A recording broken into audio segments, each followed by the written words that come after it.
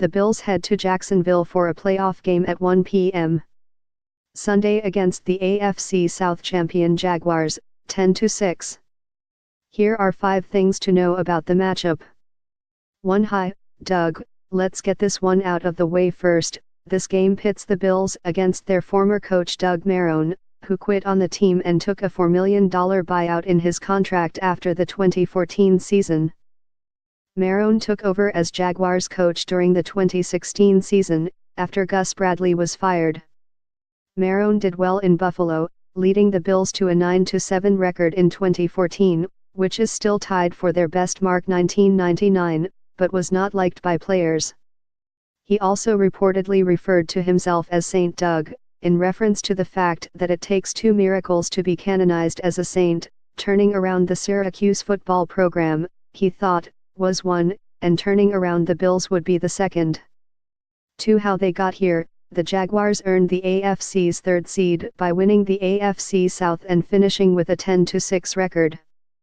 The Patriots and Steelers, champions of the East and North divisions, earned first-round byes as the top 2 seeds, and the Jaguars beat out the 10-6 Chiefs on a tiebreaker for the 3rd seed due to their conference record. The Jaguars couldn't move up or down in the standings Sunday. 3. Welcome to Saxonville. That's the nickname the Jaguars have been using this year. They ranked 2nd in the NFL with 55 sacks, one behind the top-ranked Steelers with 14.5 from Calais Campbell and 12 by Yannick Ngaka. The Jags' fierce defense was also 2nd in the league in interceptions, 21, led by A.J. Bowie 6, 2nd in points allowed, 16.9 per game, and 1st in forced fumbles, 17. Bills QB Tyrod Taylor is known for taking care of the football, but that will be at a premium Sunday. 4. Is Blake Bortles good? That's been a popular question around the league this year. Bortles, the 4th-year quarterback and former 3rd overall draft pick, had a rough first 3 years in the league, ranking 2nd in interceptions over that span.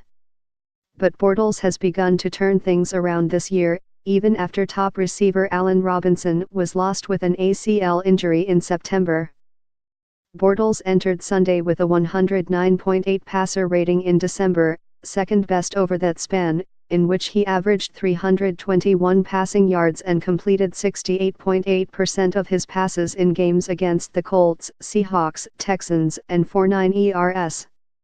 The jury is still out on Bortles, and he may be a beatable quarterback for a playoff game, but Sunday's performance could go a long way to swinging public opinion on his ability. 5. Remembering that trade, the Bills traded Marcell Dareus to the Jaguars just before the trade deadline at the end of October. The Bills did well to unload Dareus' massive salary, but he has helped solidify the Jags' run defense. The team gave up 138.6 rushing yards per game before the trade and 98.9 after.